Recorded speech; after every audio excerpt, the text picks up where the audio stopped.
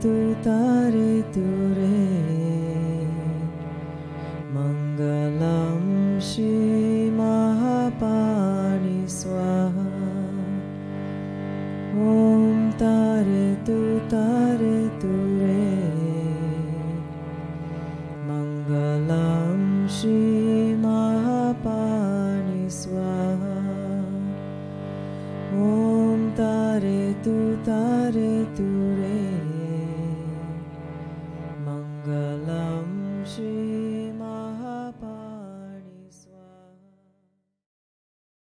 Welcome, everyone. This is the Lama Life livestream event of Lama Tsultrim Allione. I'm Drimé, and I'm super excited to be here with you today. Please say hello in the chat and let us know where you are tuning in from, as we always want to hear from you. We are very lucky and honored to have a special guest on Lama Life today, and it's Jack Kornfield. Jack Kornfield was trained as a Buddhist monk in the monasteries of Thailand, India, and Burma. He has taught meditation internationally since 1974 and is one of the key teachers to introduce Buddhist mindfulness practice to the West. Returning to the United States, Jack co-founded the Insight Meditation Society in Massachusetts with fellow meditation teachers Sharon Salzberg and Joseph Goldstein, and the Spirit Rock Center in California. Over the years, Jack has taught in centers and universities worldwide, led international Buddhist teacher meetings, and worked with many of the great teachers of our time. His books have been translated into 20 languages and sold more than 1 million copies. He holds a PhD in clinical psychology and is a father, husband, and activist. At the end of our gathering, you will have the opportunity to make an offering of dana in gratitude for our time together today, and I will talk more about it closer to the end of our event. Before I turn it over to Lama Tsultrim and her wonderful guest today, I'd like to quickly tell you about 2 fascinating programs you can participate in. I encourage you to join our mailing list for future program announcements, as we have some new offerings in the works. Tara Mandala invites you to join us for a celebration of women and the sacred feminine at the roots of Buddhism. This 2-day virtual retreat with Wendy Garling from March 25th to 26th promises a joyful immersion in storytelling, contemplation, and practice. Stories explored in this retreat will celebrate human relationship in spiritual practice, cut through the myth of perfection, and remind us of our inherent Buddha nature in this deeply human embodiment. Tara Mandala is also pleased to invite you for a weekly program over a series of 6 weeks with Lama Willa Blythe Baker that will begin on September 6th. Participants will explore the body as a domain of practice and wisdom, diving deep into the physical, energetic, and cognizant dimensions of experience. Through Dharma instruction, contemplative yoga, and study, participants will learn how to bring awakening from the realm of ideas into the truth of embodiment. With great joy and honor, I'd now like to hand over to Lama Tsultrim and Jack Kornfield. Thank you so much.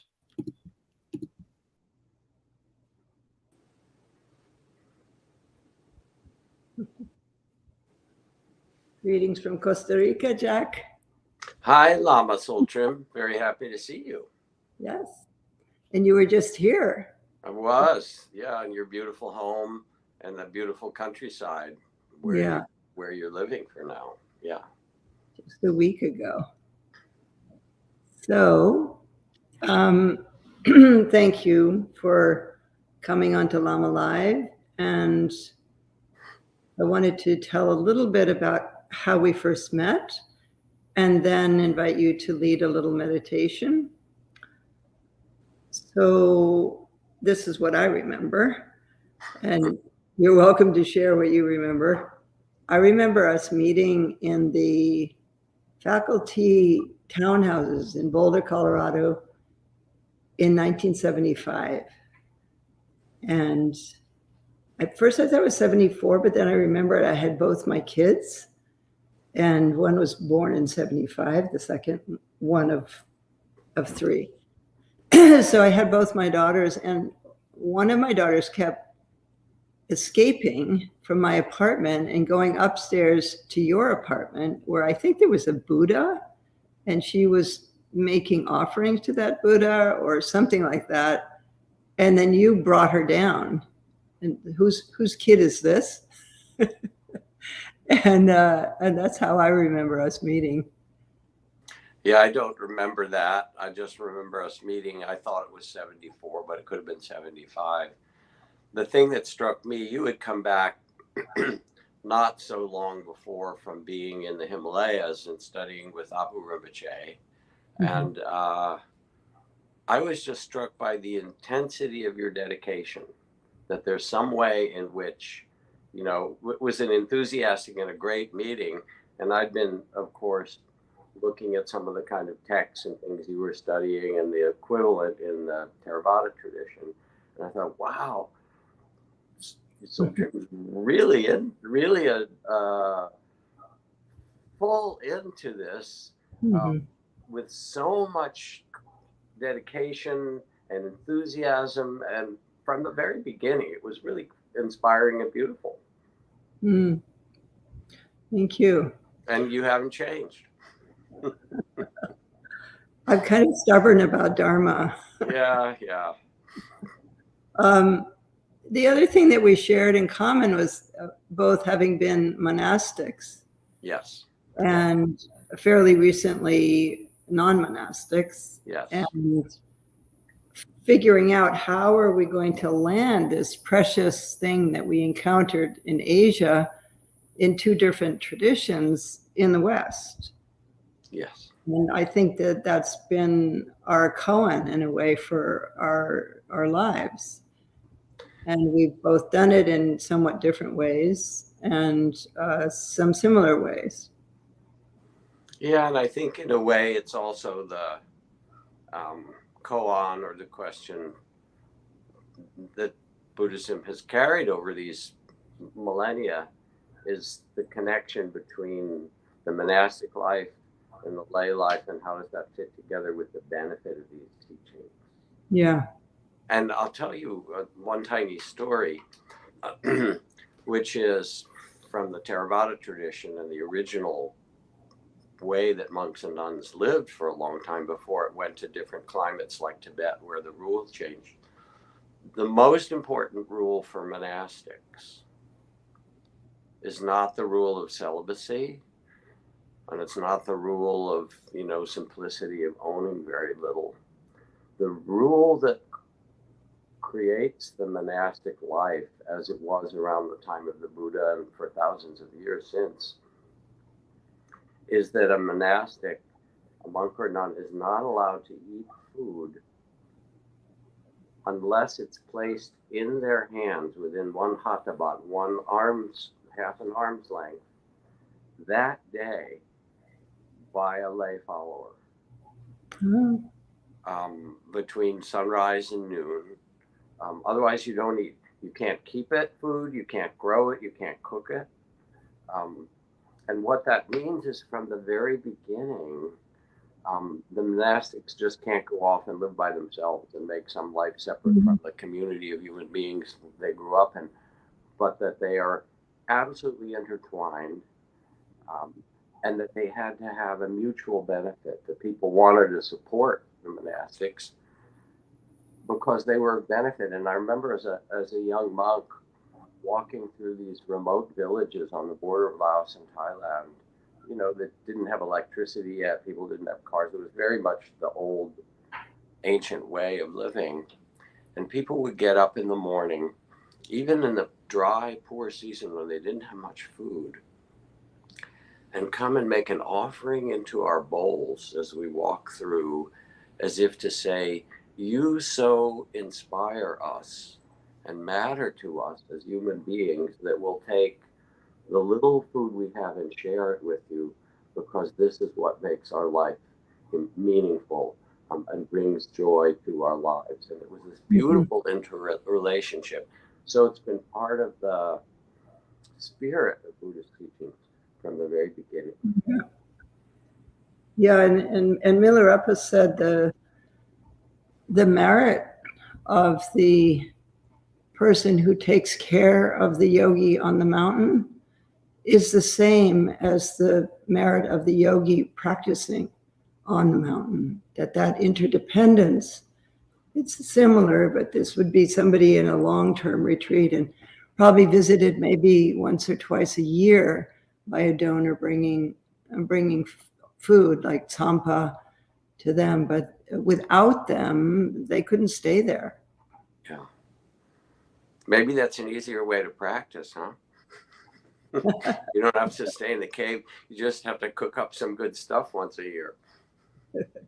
Yeah.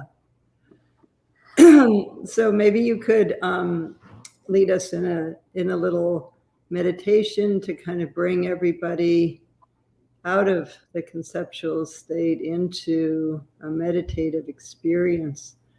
Just a short meditation, and I invite everyone at home to find a comfortable seat, and then Jack will guide us. And you said 5-7 minutes, something like that, just to get people. Yeah. So let yourself be settled. Feel your seat on the earth, the chair, the floor, your feet, as if you're connected with Mother Earth, which you are. Gravity pulls you and you're wedded to this earth because your body comes out of it. And with your eyes closed gently, take 2 long breaths, breathing in and out slowly. And release as you do whatever wants to be let go so you can be here more fully.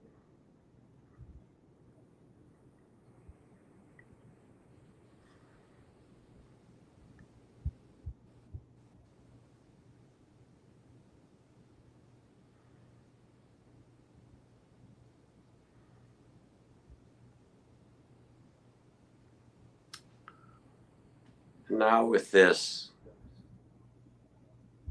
quieting of attention, bring your attention, awareness,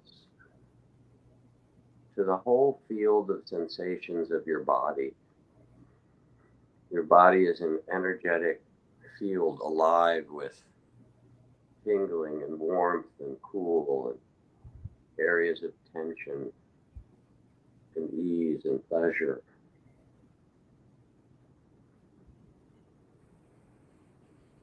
And feel the whole field of this live, tingling, vibrating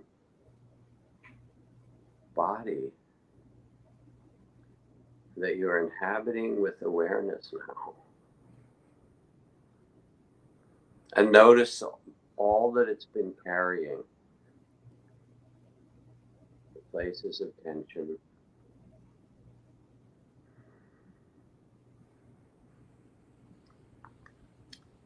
and the places of joy,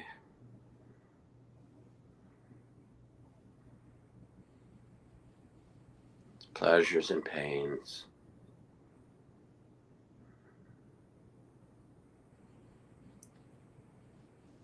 Notice with a mindful, loving awareness and affection.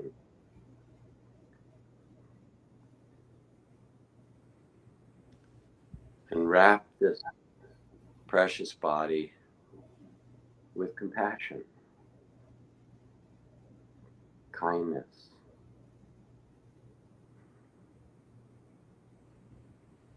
And say thank you. Thank you for carrying so much.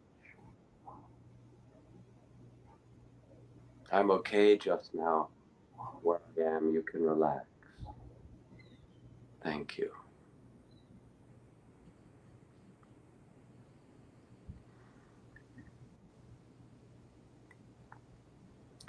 And now bring the same mindful, loving awareness to the heart. And all that the heart carries. Longings and love, grief and tears. It carries excitement and fear, anger and tenderness, worry.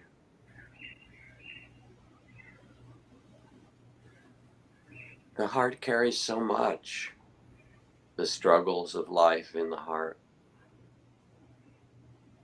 the aspirations in the heart.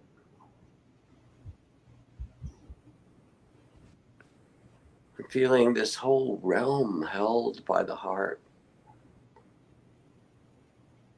Wrap it with loving awareness and compassion. Oh, you hold so much, dear heart.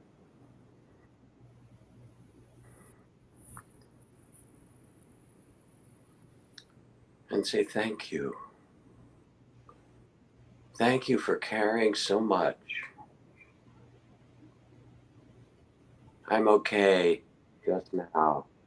You can relax. Thank you for carrying all this. You can rest just here and now. And notice the heart relax and open.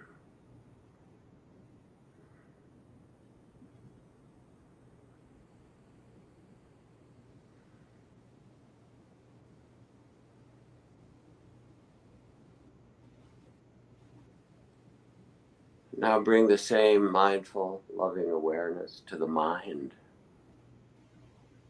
to that busy-making mind that secretes thoughts and images,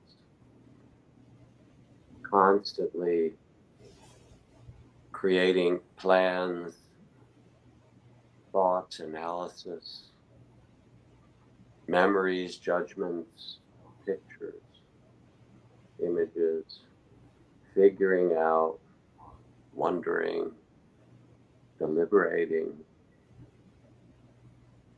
arguing with itself, imagining this amazing, unstoppable power of mental creation and mind, all the different states and plans and memories, turning almost ceaselessly. And as if to bow to it with mindful, loving awareness, wrap this mind with awareness and compassion, loving awareness. Wow, you work so hard.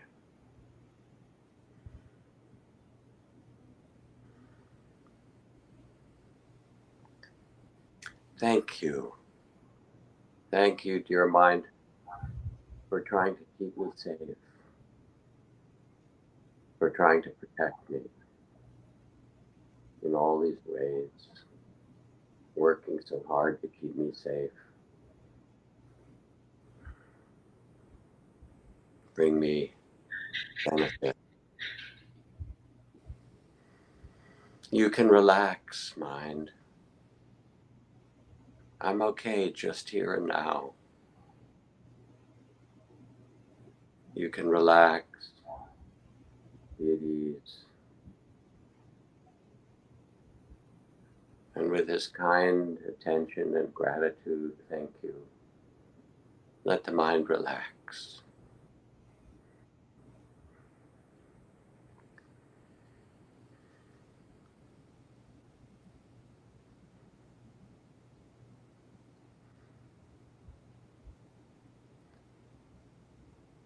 And finally, notice that who you are is not the body. You are the witnessing of the body. Who you are is not the heart and all the emotions and feelings.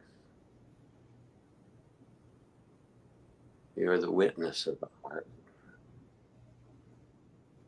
Who you are is not the mind with all its thoughts and images. You have become, in witnessing these, the mindful, loving awareness itself. You are awareness.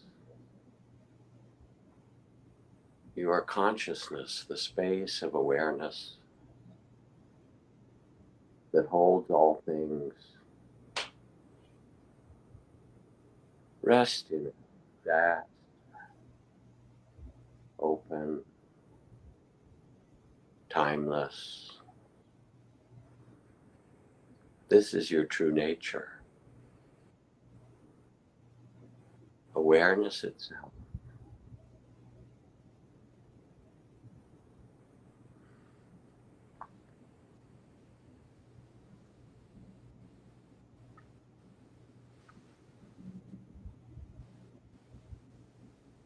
Thank you. Thank you. You can let your eyes open and let the appearances of sights arise in the field of awareness. And I was simply following the central practices of the foundations of mindfulness, of body and feelings and mind. Yeah. I like that word appearances that you used at the end. In Tibetan, that's Nangwa, and it can be also seen as a verb. That everything that is appearing, even if it's an object, is actually a verb in a constant state of change and an event that's occurring. I just, yeah, and Nangwa in the Tibetan tradition is connected to Ji, the ground of being, and then out of the ground of being comes the Nang. So the Nang is nanging out of the ground, and it's inseparable from the ground, and yet appearing. Yes. And that's a beautiful idea. So I thought what we could do is maybe I could ask you a question, and then you could ask me a question, something like that, and then Sure. we can kind of see what happens. Yeah, but let me respond also to that Tibetan teaching of grounded being. My teacher called it Chit Dharm, the original mind, or the fundamental mind. Dharm is like what everything is born from. So that's just a different word for it. And one of the most important instructions he would give when he was a monk, he practiced quite ardently in the forests of Laos and Thailand and Burma, in that area, and had all the kinds of experiences of visions and lights and dissolving his body and all the things that happen if you're a yogi for a lot of years, and samadhi and jhana. And he went to see the greatest master of that age, Ajahn Mun, and he asked this Ajahn, or this teacher, he said, "Can I tell you about my meditation?" And he presented all the things that he'd learned as insights and experiences. And the master shook his head and said, "Jai, you've missed the point. Those are just experiences. The only gate to freedom is to turn your attention from the experiences back to the one who knows, to the awareness itself." Of course, there's a big parallel in Tibet and Dzogchen and things like that. He said, when you become the knowing rather than the content, then the content comes like movies, romance and documentaries and war movies and so forth. That's not the point, is to turn back to awareness itself. So that was his instructions. Ajahn Chah passed on to us. And the part that was interesting, and this is sort of the dialogue maybe we'll be starting in, is that he also, Ajahn Chah, was very, very careful about how we lived, how we folded our robes, and how we greeted one another, and how we swept the path, and how we tended to the lay people who came. And again, using your word, inseparable, that even though one dimension of experience is vastness and timeless, the other mysterious dimension is that we have bodies and community and sangha, and they can't be separated. As Ramdas said, you need to remember your Buddha nature and your social security number. Yeah. So that was the kind of central teachings. Yeah. Yeah, it's similar in the Tibetan tradition that those experiences are called Nyams, Nyams, Nyam. And there, whenever you go to tell your teacher about something amazing that happened, your bliss, your clarity, non-thought, they always say, it's just a Nyam. Yeah. Same in Zen. They're called Makyo, illusions. Yeah. But they do say that it has some value in the sense that it's indicating that something's happening. It's like the smoke coming from the fire. Yeah. It's part of the process of returning home to the awareness itself. Those experiences, like the experience of bliss, for example, in the yogic tradition, within the Tibetan tradition, when you have that experience of great bliss, mahasukha, it means that the lung or the prana has entered the central channel. That it goes, it's not a physical channel, it's in the subtle body. When the lung goes into the central channel, there's a natural experience of bliss and of non-duality. So that's another aspect is a subtle body and how to reach that and how to work with that and use it really to return home.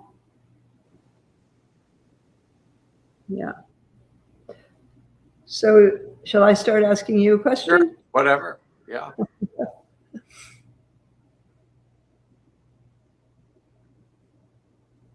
So you've been involved with the mindfulness movement and you've seen it go from the back forests of Thailand and into Google, and it's a buzzword now all over the world.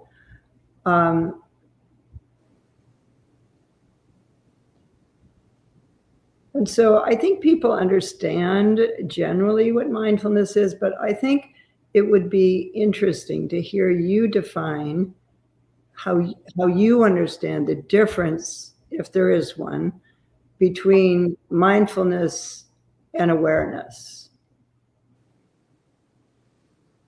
And maybe, I don't know how you would translate those words. This becomes partly a matter of language. Yeah. I'd really like to keep things simple. You have the experience of most people of driving somewhere and being a little bit distracted and arriving and not remembering that you drove that whole way. People have that experience. It's quite common. Albert Einstein said at one point, if you can drive safely while kissing a girl, you're simply not giving the kiss the attention it deserves. So we have, again, to keep things simple, because it's how do we actually live in our life, and more than the ideas and words about it.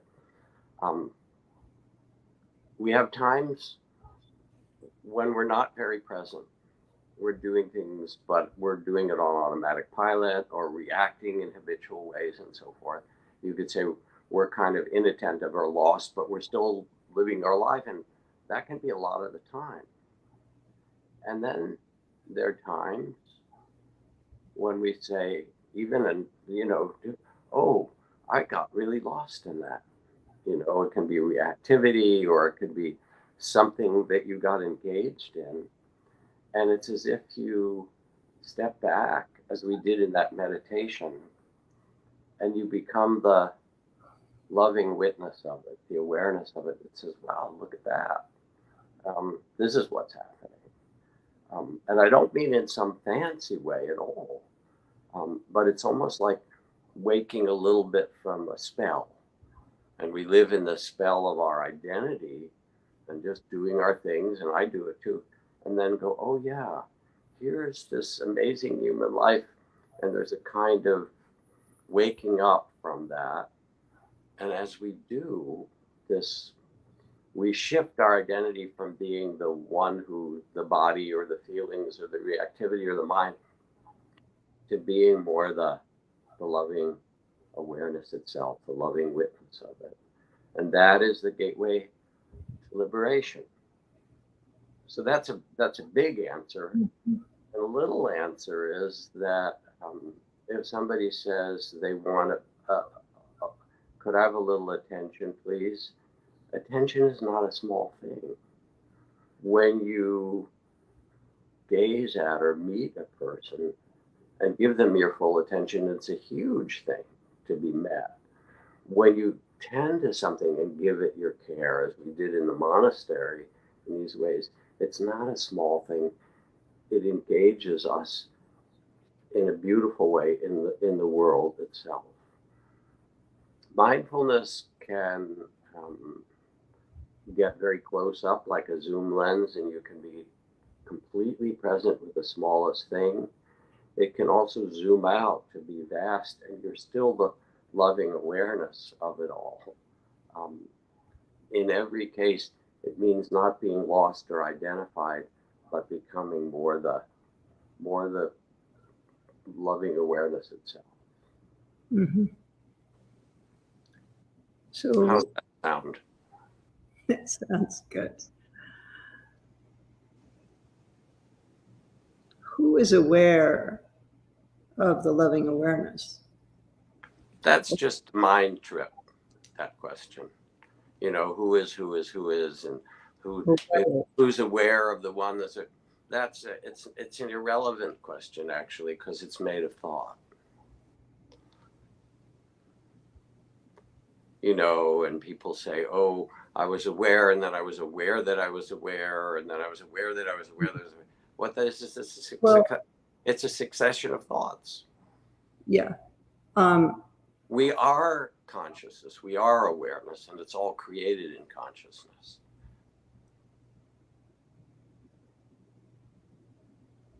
Yes. I think what I was trying to get at with my relevant question, yes, was the watcher. That was always something in meditation,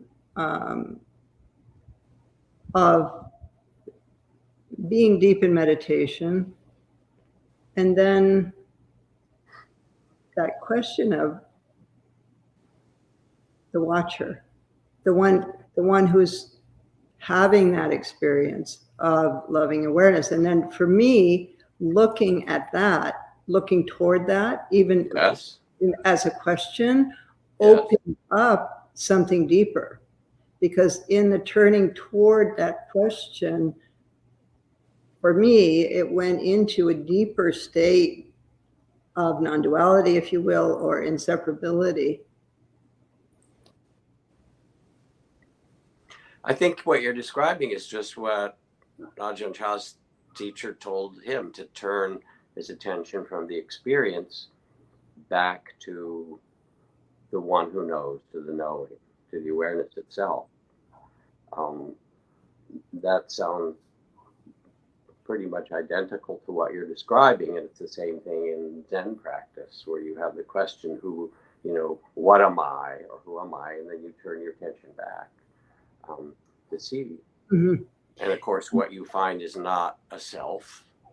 You find this empty, open, vast field of awareness itself that's also got love in it, because it contains everything. As Nisargadatta said, wisdom says I am nothing, and love says I'm everything. And between the two, my life flows. Yeah. And in that moment of turning to the experiencer or the knower or the watcher, there's a moment of not knowing, of a complete openness in the moment of turning. Yes. And remaining there without clinging to that or trying to recreate it, That to me is a deep state of awareness. Just in the turning, in that moment of turning. And it has a kind of curiosity in it, you know, oh, and then there's just presence. Yeah, just presence. We're presencing. So maybe now you ask me a question. Yeah, I do. I want to ask, because people bandy about the word enlightenment, and I've heard you use it.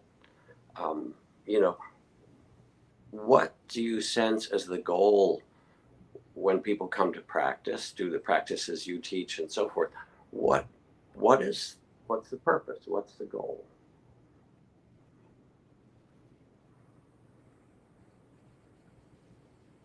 Well, there's lots of layers of my answer to that. Sometimes people just want a moment of relief or some freedom, let's say with a practice like feeding your demons, to enter into a relationship with a part of ourselves that we fight against. But I think your question is deeper than that. It's really what are we talking about when we say enlightenment?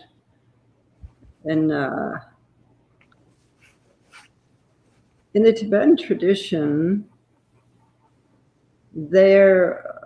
in many texts, they say beyond samsara and nirvana. Beyond samsara and nirvana. And then I was like, well, wait a minute, I thought nirvana was the goal. But then I realized, over the years thinking about that nirvana is a concept, the way we think of it. It's not actually nirvana.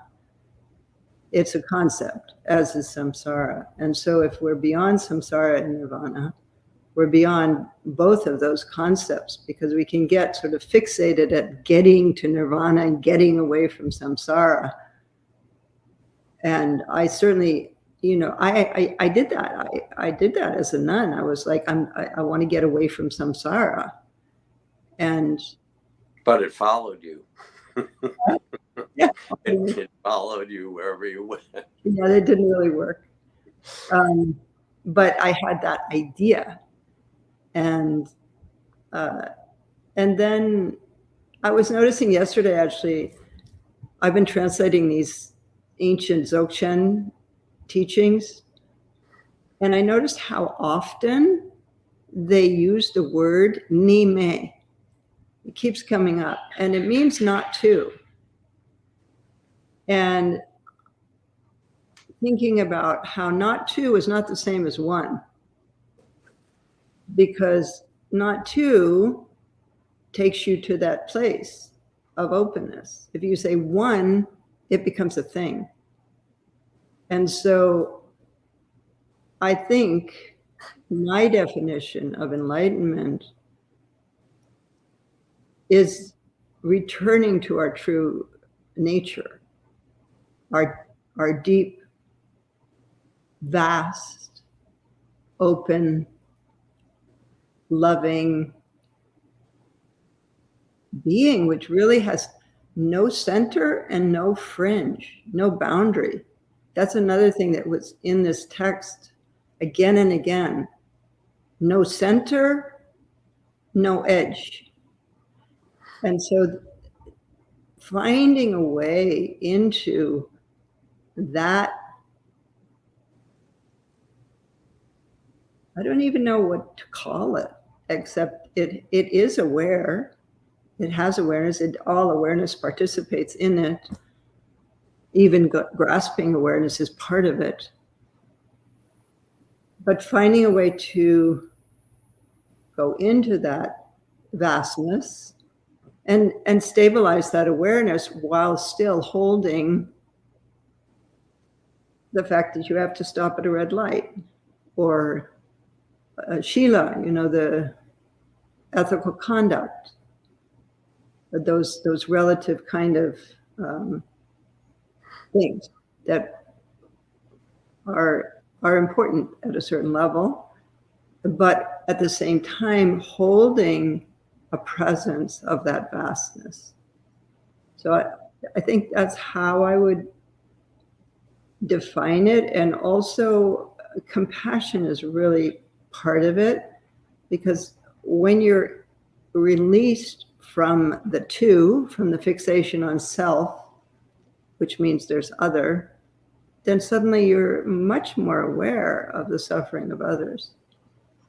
And I don't mean boundaryless in the non-healthy psychological sense. I think that might be an interesting thing to talk about, that difference of compassion and unhealthy boundarylessness, but unawareness of others when your own agenda isn't there. So I think that's how I would define it. Thank you. Beautiful. When people come to practice over the years with me, and over the years also the language and way I hold or describe it has changed somewhat. First of all, I remember myself that the Buddha lived for 45 years after his enlightenment, wandering around India, taking food, having conversations, being with people who had conflict with him, getting sick, all in nirvana. So the notion that nirvana is somewhere in the, Himalayas or somewhere, it's just, it's a kind of deep misunderstanding that nirvana is either here or, or doesn't, it's not. My own experience, when people come, what I want for them is, in two words and for myself, is freedom and love. Freedom means whether they're in meditation or they're there as a person in a family or a community, we can get really reactive and caught up and frustrated and angry or grasping or needy or mistreating of ourselves, judgmental, and all of those different constructs that are really a contraction of the heart mind. They have underneath a kind of grasping of self, of who we are separate from others. There's a really simple freedom that happens, and it starts when you sit and meditate and your fear or your anger or your longing or love or even the bliss comes and you get it and you see yourself caught in it.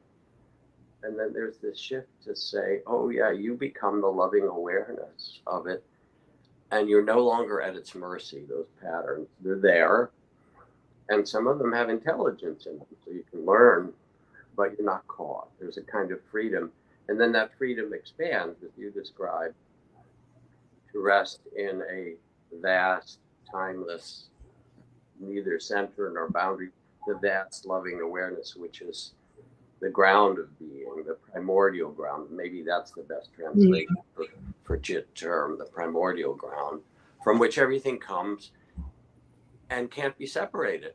They're actually, in that understanding, when you feel it, there's no inner or outer. There's just experience arising in consciousness. Inner and outer is also not true. And then the other part of that is the ability to love.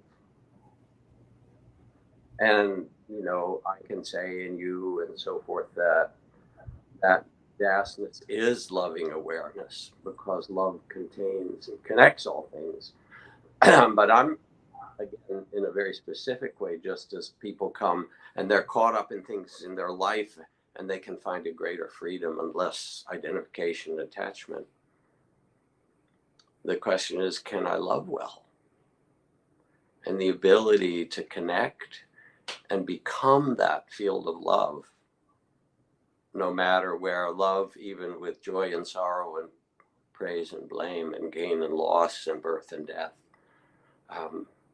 that freedom and love then come together. And so as I practice or as I watch and work with people who are practicing, I'm interested in the ability to love blossoming in them, the sense of freedom no matter what happens blossoming, and they becoming that. They become the loving awareness itself. That's somehow how I might answer it. And that's a different language than enlightenment, because enlightenment is a very confusing word in people's minds. And it feels like there's some place to get to that's like enlightened retirement. Okay. Like there's a path, and at the end there's this place. Yeah, so this is exactly. So this is much less the path as someplace else and the actual being. And Yeah. if you're doing these different practices, and there's all kinds of practices, if they're leading to freedom in yourself and in relation to the things that this human incarnation brings alive, and if they're opening the gateway to become love, they're working. They're good. So,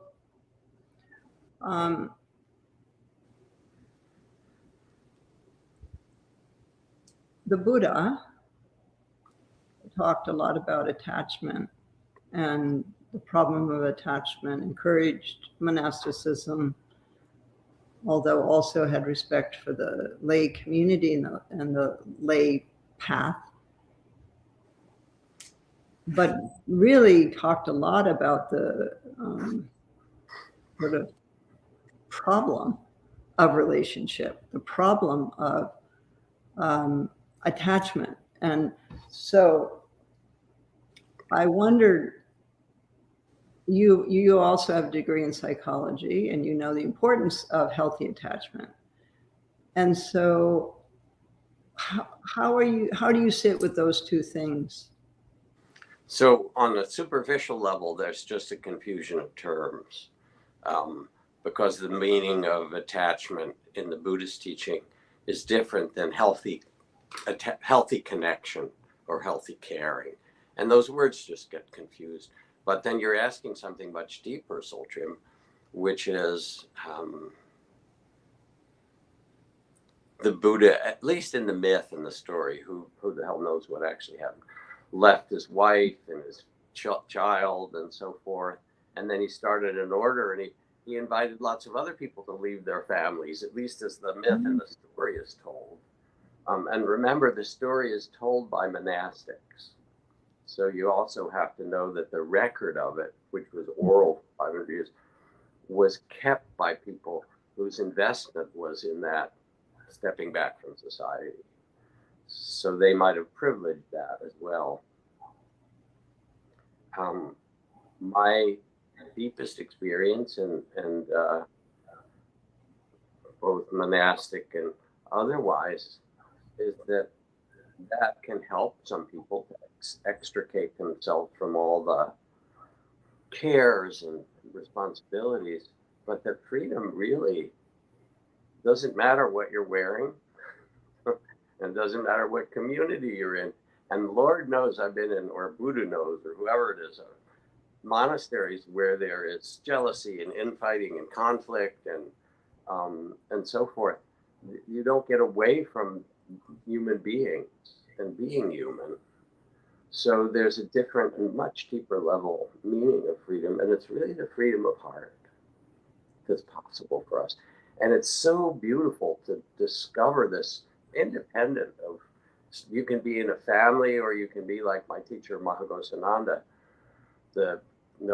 He was nominated for the Nobel Prize 8 or 10 times. He was the Gandhi of Cambodia, and all 19 members of his family were killed, his temple destroyed, and he became a beacon of love. He taught tens of thousands of people that verse, hatred never ceases by hatred, but by love alone is healed. And for decades led these walks. People can't go back to their villages without reclaiming their hearts and the land they lived in. So they would take every step, they would recite, hatred never ceases by hatred. He was a monastic, but his connection with the land and the people was really the connection of love. And in a way, that's the game. Mhm. And wherever that works for you to find that kind of love, beautiful. And if it's, you want a simple life, lovely. But underneath it, it's to find that inner freedom, that ability to love. So we just have a little bit longer, but I wanted to follow up on that question and ask you personally.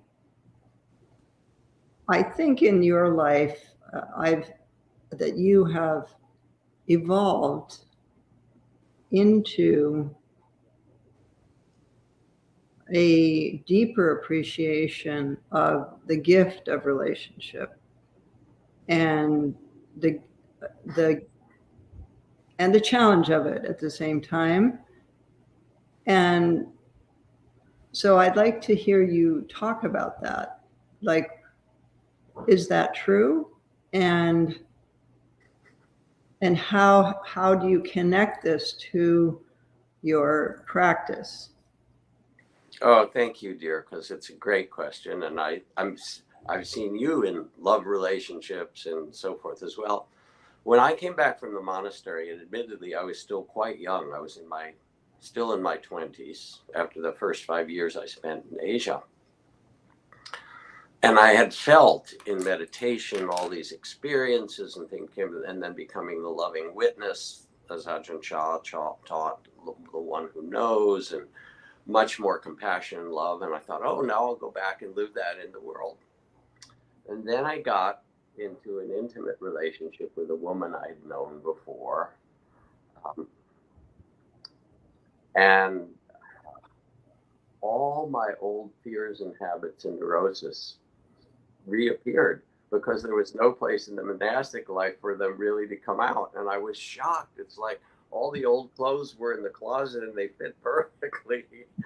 And they were very tight and it was really painful. I thought, whoa, I did all this inner work and now I get into relationship. And remember, I like to tell people that when Buddha and Jesus went home, both of them, they had trouble with their families. So it's not just me. It's part of human life, right? Yeah. And so I had to learn, and this is partly the way that we do learn as human beings. It doesn't transfer naturally from, oh, I have this in meditation and now everything's going to be hunky-dory. You can have an Olympic level athlete who's aware of every sensation in their body, who's an emotional idiot. You can have a physics professor who knows, quantum physics, and she's a Nobel laureate, and, she can't find her shoes or her. So there are these different dimensions of body, of feelings, the second foundation of mindfulness, of mind, and then of relationship. And each of them requires the same kind of attention. So I was horrified to see that all that meditation hadn't changed it. And I got into therapy, and I thank you for that. It really made a difference. And early on when I was training as a psychologist, as I was also beginning to teach, and I talked about how complementary, because good therapy is like mindfulness out loud. It's practicing with another person, looking at the ways we get identified and lost, and what it means to actually see what's true and love in the midst of it. And I was castigated by colleagues and so forth. That's low-class Dharma. The meditation and the real thing, that will take care of everything. Now it's changed, as you know, in the West, certainly. And I could probably give you the names of the therapists of most of the great Western Buddhist teachers that I know, because it's helped them. And that dialogue of heart that happens in the best of it, in which you give voice to the ways that you get entangled, and someone shines a light of awareness that says, oh, can you see it this way? Can you feel this? It's made a huge difference. So this has been a lifelong learning. I had a very long marriage, and some of it was beautiful, and some of it was neurotic, honestly, clinging and my own issues around unworthiness in relationship and neediness and all these different kind of things. And now for the last dozen years, I've been with my beloved Trudy Goodman, who I've known for 50 years. And we both practiced together for a long time and taught together over the years. And it's different. There's some way in which I, as you say, I have learned to see the ways that I was clinging or afraid or, you know, in different ways caught. And we have such a loving relationship. And a lot of it is that evolution that I want for everyone who listens, that it's possible to have a free and loving relationship. And I see it in you too. Mm-hmm. Yeah. It's a beautiful question for us. And that goes back to that question, you know, did I love well? Can I love well? Yeah, and yeah. We can. That's the beautiful thing, is that we can. And how precious that is. Yeah, yeah. Having loved and lost and known how devastating that was for me. And then trying to deal with Buddhist things about, you know, like some other lamas were like, Mama, it's impermanence, you know, get over it. And I really felt like the grief was a way of honoring the depth of what I had experienced. And I remember talking to you, actually. You probably don't remember this, but right after David died, you called me and I said, oh, it's okay. You know, he did what he was meant to do. He was with us and now he's in another place. It's okay. And you said, well, you feel that way right now, but you're going to go through a lot of different stages with this. And I thought about that a lot afterwards because I definitely did. And yeah, it's, I don't know who said this originally, but I've heard it recently that the price of loving deeply is that ultimately there will be separation and possible death. And there is a price there. Yeah, another way to put it, just speaking of grief, because it's an honorable thing as well, is that the depth of the grief is the depth of your love. Yeah. That however deeply you loved, there will also be grief. People grieve in so many different ways, and to kind of put a spiritual ideal on top of it about how somebody should grieve, you know, or how long it should be. It's like telling somebody how they should breathe. Or the heart breathe. has its own way.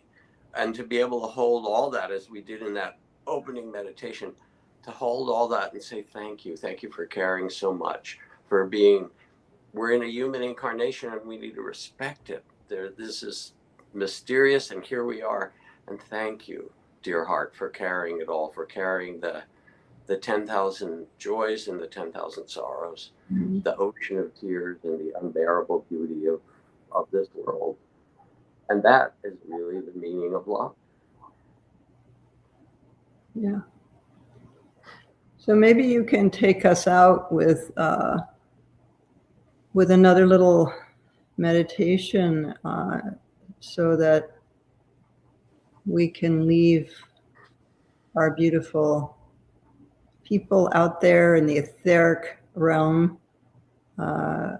with an experience of meditation, having been in this world of words and concepts and our thoughts and so on.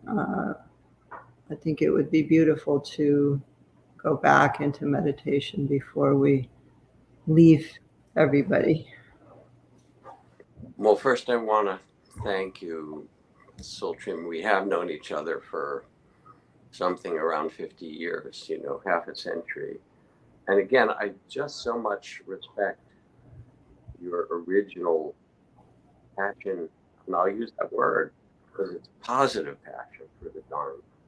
and dedication and love and all the years of your practice and then offering it to people. You know, you not only are you a Dharma sister, but you really are Dharma light, and you carried it for so many people. And you carry the feminine in a way that's really critical in a tradition that's been, you know, a wee bit patriarchal, one might say, with sarcasm, you know, heavily patriarchal, in fact. But you carry something that's a beautiful medicine of freedom for people and possibility. So, as a way to end, I invite you all to close your eyes again. And again, take 2 long, slow breaths.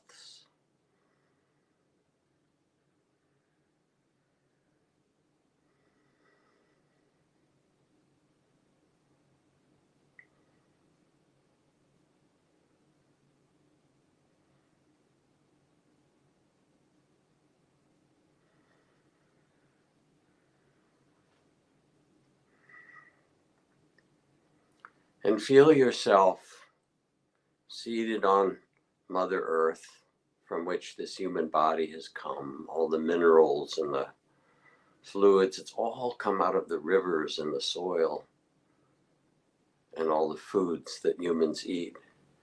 You are the earth giving birth to herself. And you are beloved of the earth. You're a part of her.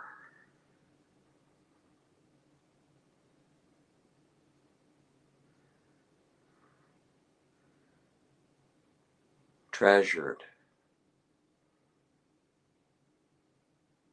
honored,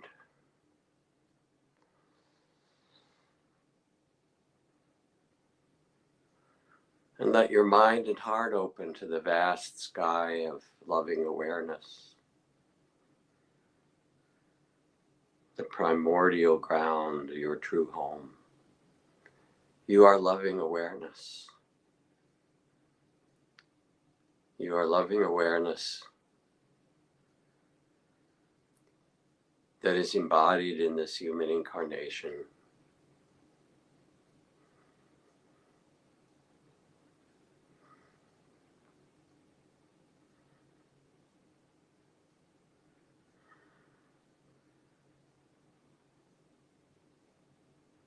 And sense as you do what part of your life invites a greater freedom. You can know.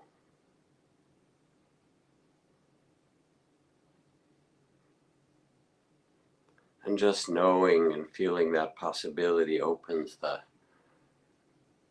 doorway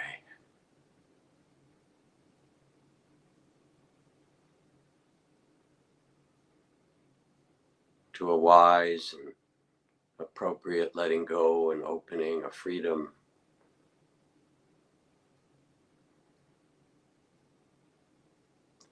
infused with love. And now the second question: where in your life does the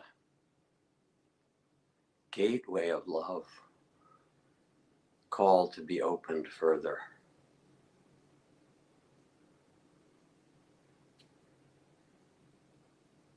For who you are is loving awareness.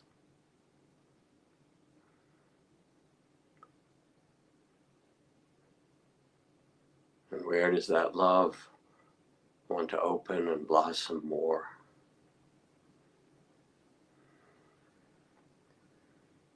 You can know.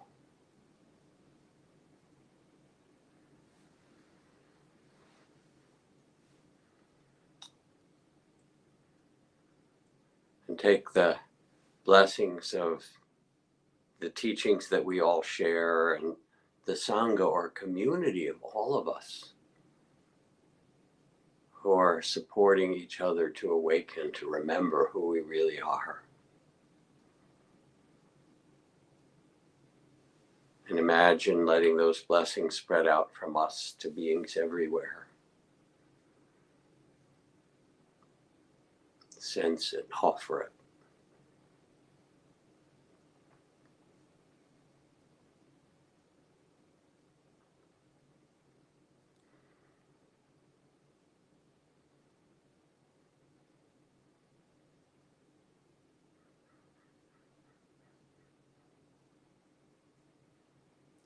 And with these blessings, Ayu Wano Sukang Palang,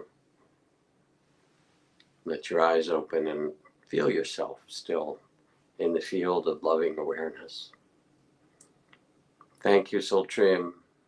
It's always just a treat, a pleasure. Thank you.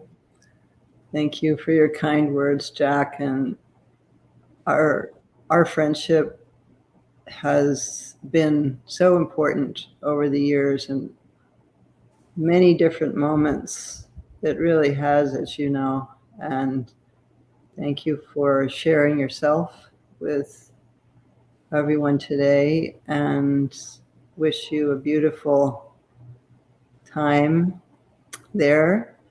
And we'll take good care of Trudy down here until she comes.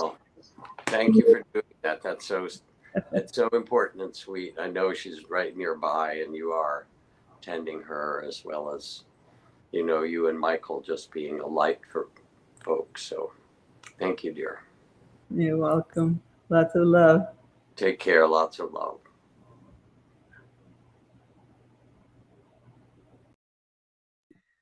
Thank you so much for offering us this wonderful, wonderful encounter of the two of you.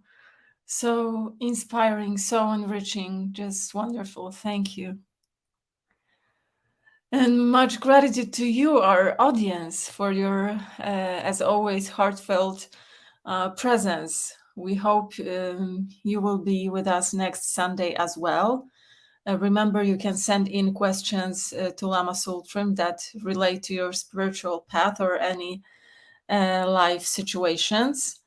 And now I'd like to remind you that you can make a dana offering to Lama Tsultrim and Jack Kornfield in gratitude for our time together today. Dana is a Pali word that means generosity. The practice of offering dana goes back to the time of the Buddha 2600 years ago and is fundamental to the Buddhist tradition. Dana directly recognizes the precious gift of the teacher and the teachings, without which one could not practice the Dharma. Thank you so much, everyone. May we meet again and again on the path, and may all beings benefit everywhere. Om tare tu re, Mangalam Shri Mahapani Swaha. Om tare tu re, Mangalam Shri Mahapani Swaha.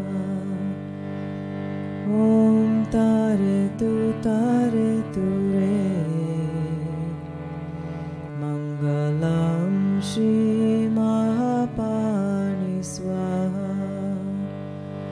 Om tare tu re.